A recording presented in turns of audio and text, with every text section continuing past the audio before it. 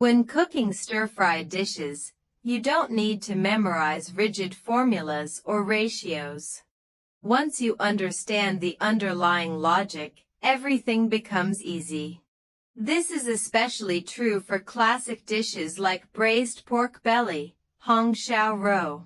Not only is the method simple, but the seasoning list is surprisingly minimal. Alright, today we're making braised pork belly. Although there are sweet versions and spicy versions, the cooking method is essentially the same. Today we're making a sweet-style braised pork belly. The most important thing for this version is: first, the pork must be very fresh. Second, the fat should not be greasy, and the lean meat should not be dry. Most importantly, the pork should not have any strong odor. Because in sweet-style cooking, we use very few seasonings, the flavor comes mainly from the natural pork aroma. Most of the unwanted smell in pork actually comes from the skin area, where excess fat and blood residues remain. This is why cleaning is important. We start by blanching the pork in cold water. Why blanch before cutting? Because the meat changes shape after blanching. If you cut it first, even if the pieces look neat, they will deform afterward. So it's better to blanch first, then cut, ensuring consistent size.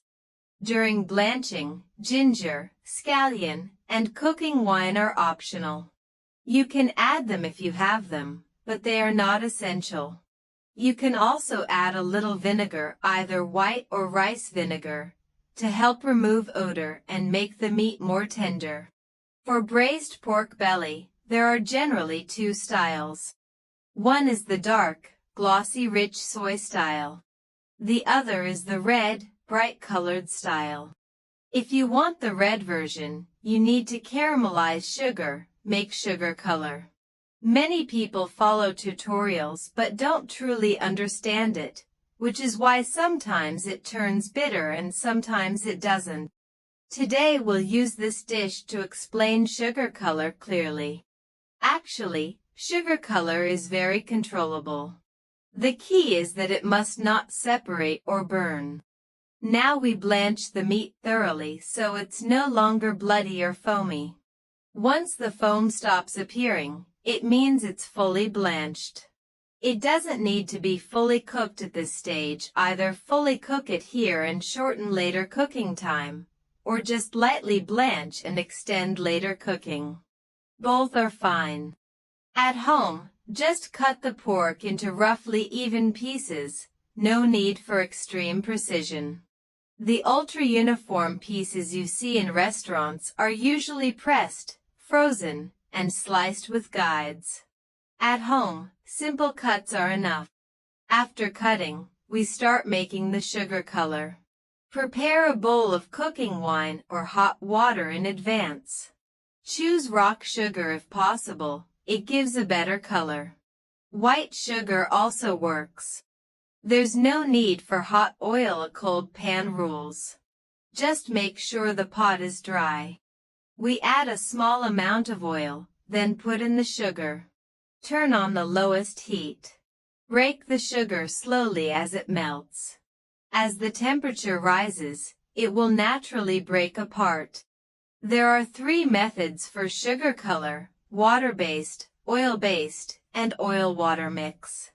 I recommend oil-based because it's faster and the color changes more clearly. Keep stirring constantly. If you don't stir, sugar stuck on the sides can burn and make the whole thing bitter.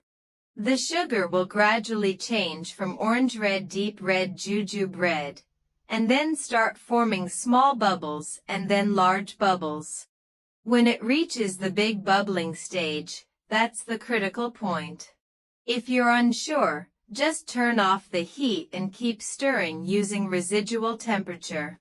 Never stop stirring. When it turns into a big bubbling volcanic state, add cooking wine or hot water immediately. This stops it from burning.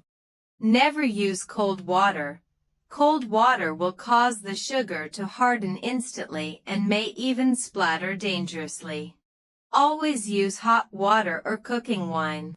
Sugar color is not just a seasoning, it is mainly a coloring agent, similar to light soy sauce. After the sugar color is ready, we sear the pork. Heat the wok until slightly smoking. Turn off the heat briefly, add a little oil, then add the pork.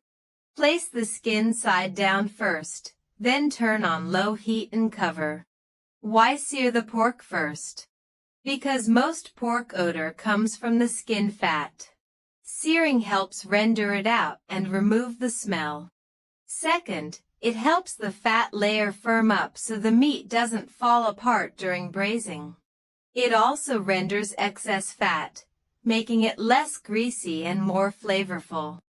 After searing, the meat becomes more stable and absorbs sauce better. When the sizzling sound reduces, the pork is ready. Then we increase heat slightly to brown it on the surface. For sweet-style braised pork, keep seasonings simple, just ginger and garlic.